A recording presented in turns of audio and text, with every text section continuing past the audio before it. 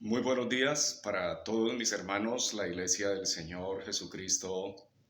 En este día domingo 26 de septiembre del año 2021, doy la honra y la alabanza a Dios por permitirme dirigirme a todos ustedes, la Iglesia Discípulos de Cristo de Colombia, a todos mis hermanos que están en nuestro país y a todos mis hermanos que están en otros países que siempre reciben la palabra del Señor con todo agrado y tienen también ese amor de compartir el video que les envío con otras personas para que la palabra de Dios sea difundida.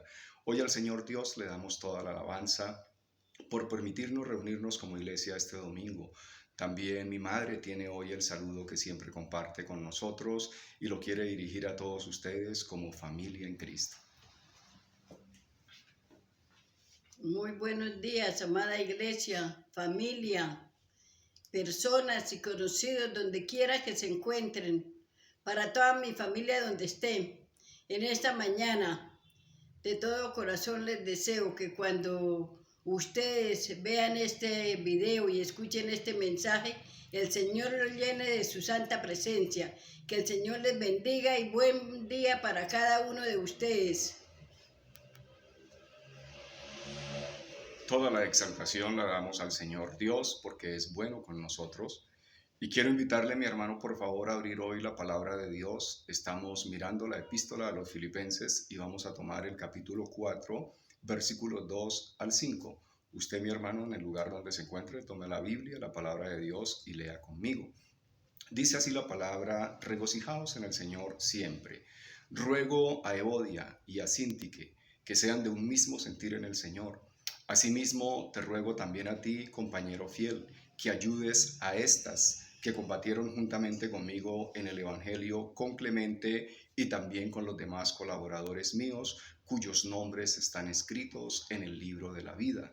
Regocijaos en el Señor siempre. Otra vez digo, regocijaos. Vuestra gentileza sea conocida de todos los hombres. El Señor está cerca. Amén. Pedimos al Espíritu Santo de Dios que nos ayude a comprender con todos los santos esta bendita palabra. Hoy, mis hermanos, estamos en la lección número 23, para usted que viene siguiendo conmigo esta serie de estudios. Y el título del sermón para este día, o también de la predicación, es la amonestación de Pablo a los filipenses. La iglesia a los filipenses fue una iglesia de muchas virtudes, una iglesia muy destacada y una iglesia muy hermosa como iglesia.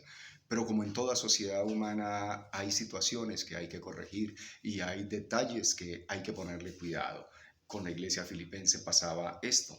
Entonces, en esta parte de la carta, el apóstol Pablo apela de manera urgente para que cese la falta de unidad entre algunos creyentes de la iglesia de Filipos, que estaba a punto de destruir la integridad de su testimonio. Ellos eran una iglesia íntegra, pero este detalle podría dañar todo el trabajo apostólico. A veces situaciones humanas nuestras que permitimos que vengan y le restamos la importancia y no corregimos pueden dañar toda una obra de Dios que se ha hecho con sacrificio. Y lo logrado por una iglesia se puede ir al traste cuando algunas personas no entienden y deciden darle más lugar a la carne, a sus deseos, a sus impulsos, a sus propios pensamientos, que al Espíritu mismo del Señor Jesucristo en nosotros, la iglesia. El versículo 2 dice: ruego a Evodia y a Síntique. Estas dos mujeres eran miembros sobresalientes de la iglesia, según lo está diciendo acá. Estas habían combatido con el apóstol Pablo y habían trabajado arduamente en la obra. Y pudieron haber estado en el grupo de mujeres que se reunían para orar cuando Pablo predicó el Evangelio en Filipos por primera vez, según Hechos 16:13. Ahí nos dice la palabra que se reunían con una mujer llamada Lidia, vendedora de púrpura, y se reunían en este lugar para orar junto al río, y el apóstol Pablo allí fue y les predicó el Evangelio. Según parece, encabezaban dos facciones enfrentadas en la iglesia, con mayor probabilidad a raíz de algún conflicto personal. A veces la iglesia se puede dividir en bandos. El apóstol Pablo lo vivió en la iglesia de Corinto cuando un grupo decía yo soy de Apolos, otro grupo decía yo soy de Pedro y otro grupo decía yo soy de Pablo. A veces en la iglesia vemos este tipo de situaciones que algunos líderes, lejos de entender que su llamado es para congregar a toda la iglesia y ser imparciales, caen en una situación incorrecta, que es cuando se ponen a armar sus propios grupos y a tener sus secciones o facciones predilectas de gente. Esto daña a la iglesia. Usted, líder que me está escuchando, nosotros tenemos que ser imparciales ante el trabajo que nosotros tenemos que hacer en la iglesia, y un mismo trato y un mismo comportamiento tiene que ser con todas las personas, con todos los hermanos de la iglesia. El apóstol está exhortándolas a que sean de un mismo sentir. Otra traducción posible sería armonía, según nos lo dice el capítulo 2, versículo 2. Vuelva y lea otra vez esta carta. La estabilidad espiritual depende del amor mutuo, la armonía y la paz entre los creyentes.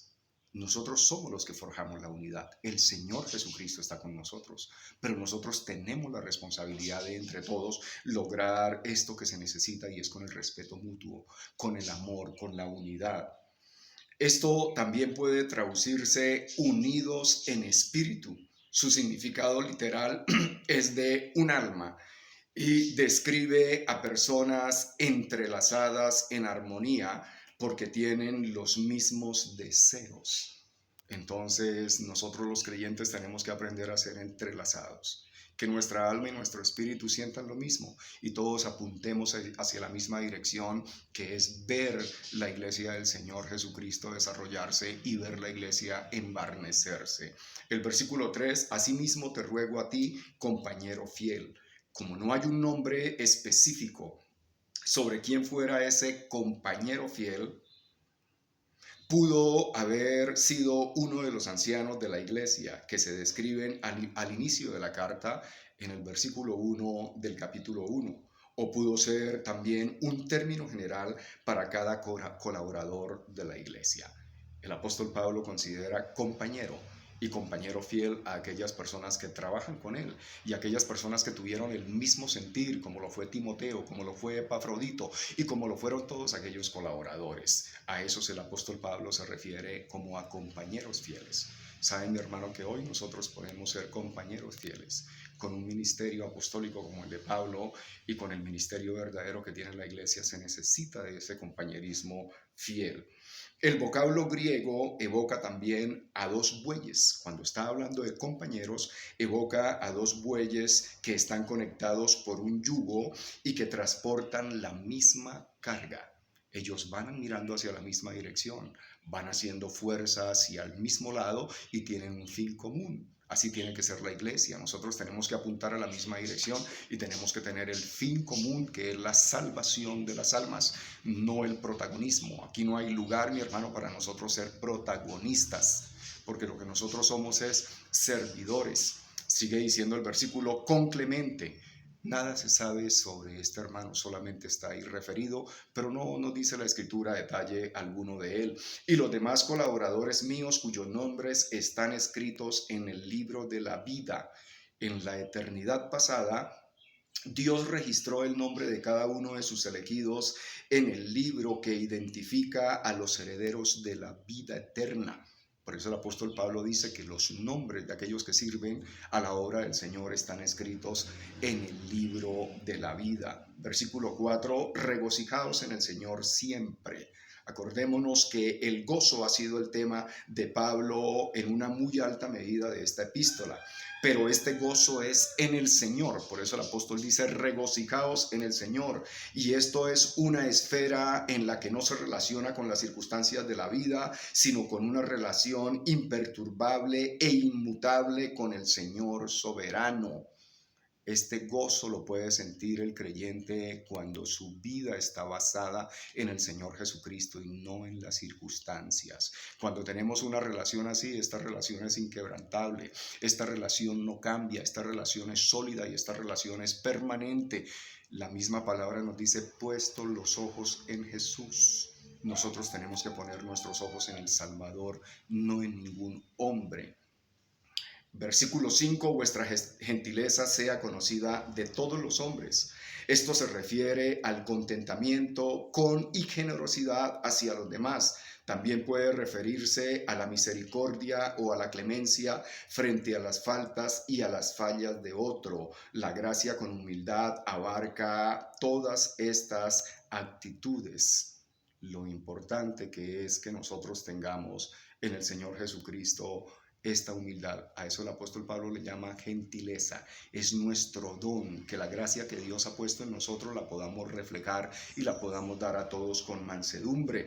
Y sigue diciendo el versículo, el Señor está cerca. Ese estar cerca puede referirse a una cercanía en espacio o en tiempo.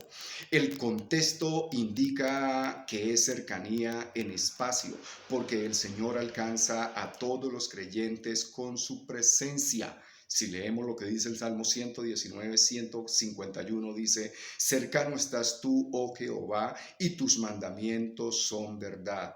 Entonces el Señor está cerca de los humildes y de los generosos de corazón. Y el Señor nos acompaña.